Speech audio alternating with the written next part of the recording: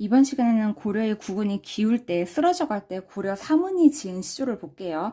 고려 삼은이라는 것은 고려의 충절, 지조를 지킨 세 사람을 말합니다. 그 세 사람이 정몽주, 이색, 길재예요. 정몽주는 유명하죠. 왜 삼은이라고 했냐면 모두 호에 은이 들어가요. 그래서 세 사람이니까 삼 해서 삼은이라고 합니다. 정몽주 하면 대표적인 게 단심가가 있죠.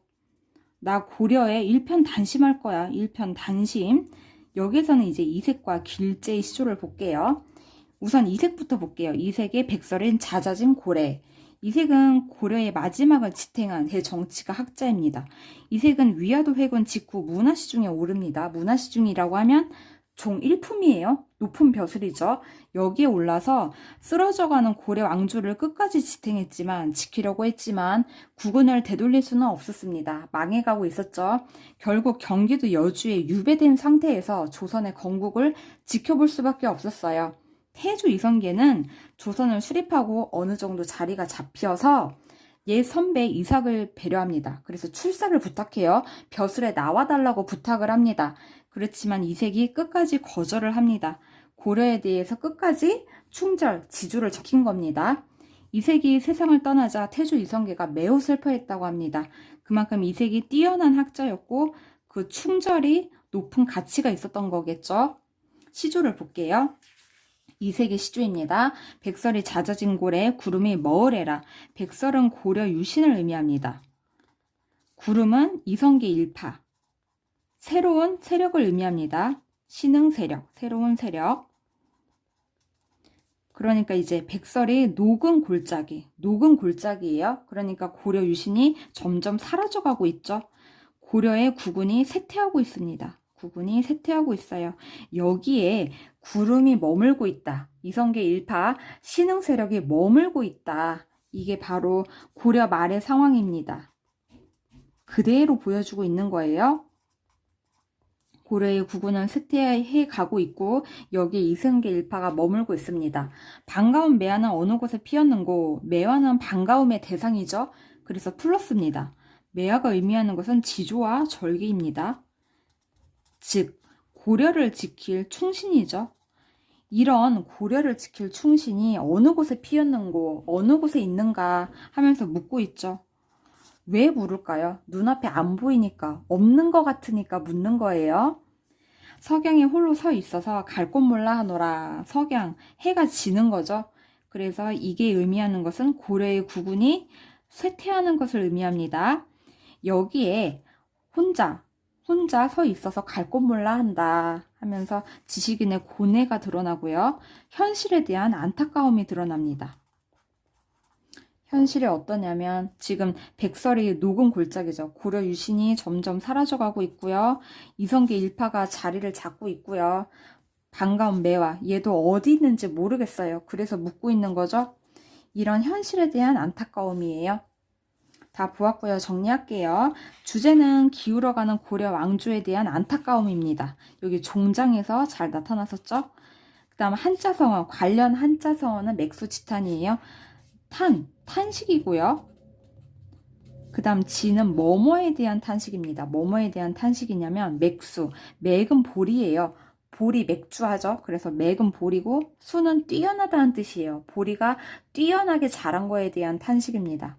그러니까 궁궐이 있던 자리에 궁궐이 사라지고 없어지고 보리가 자란 거예요. 그거에 대한 탄식입니다. 즉 궁궐이 망한 거에 대한 탄식이죠. 그 다음 성격은 우의적입니다. 간접적이라는 거예요. 이렇게 이제 구름이 머문다. 이게 이성계 일파가 머물고 있다. 이런 거를 간접적으로 드러내죠. 그 다음 우국적, 나라를 걱정합니다. 그 다음 비유적, 비유 쓰였고요. 대조적 상징 보면은 백설과 구름이 대조되고 있죠. 얘는 고려 유신이고 얘는 이성계 일파였어요. 대조됩니다. 그 다음 길재의 시조를 볼게요. 길재 역시 고려 사문이고요. 고려에 대한 지조와 충절을 보여줍니다. 그래서 주제가 비슷해요. 길재의 시조. 500년 도읍지를 필마로 돌아드니 500년, 고려의 역사도 500년이에요. 굉장히 오래되었죠. 그 다음 도읍지, 고려의 도읍지예요. 고려 도읍지가 어디죠? 개경, 개성, 송도, 송악. 모두 똑같은 말이에요. 똑같은 곳을 말하는 거예요. 여기를 필마로 돌아드니, 한 마리 말로 돌아드니, 그러니까 지금 화자는 이 도읍지를 돌아다니고 있는 거예요.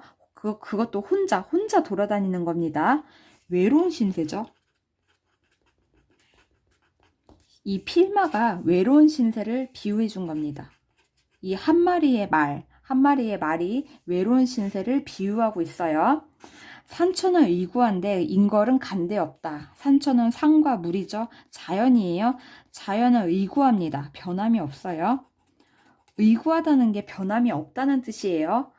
근데 인걸, 인간사, 뭐 고려의 인재, 고려 인재는 간대가 없다, 사라졌다 하면서 변했어요. 여기 대조가 되고 있죠. 자연은 변함이 없지만 인재, 인간사는 변함이 있어요. 대조를 시키고 있습니다. 어즈버, 태평영월이 꿈이런가 하노라. 어즈버는 감탄사예요. 이런 감탄사고요. 태평영월, 태평했던 세월, 이렇게 좋았던 세월, 고려의 전성기겠죠. 이런 태평 세월이 꿈이런가 하노라. 꿈처럼 지나갔다. 안타까움과 허무함이 드러납니다. 그 다음 또 이렇게 좋았던 게 한낱 꿈이었어요. 인생 무상이죠. 다 보았습니다. 정리할게요. 주제는 고려 왕조에 대한 회고와 인생 무상이에요. 회고. 여기 도읍지를 돌아다니면서 회고했어요. 그 다음 한자성은 맥수지탄. 다시 볼게요. 탄식입니다. 맥수, 보리가 빼어나게 자란 거에 대한 탄식이에요. 그러니까 궁궐이 있던 자리에 궁궐 대신에 보리만 자랐어요. 이거에 대한 탄식이에요. 나라가 망한 것에 대한 탄식입니다. 그 다음 인생 무상. 똑같은 말이 남가 일몽, 일장, 충몽이 있죠. 자연과 인간을 대조시키고 있습니다. 여기 산천, 얘는 의구하고 변함이 없죠. 근데 인걸, 인간사는 변했어요. 그래서 대조하고 있어요. 산천, 자연과 인간사를 대조하고 있습니다. 여기까지 다 보았어요.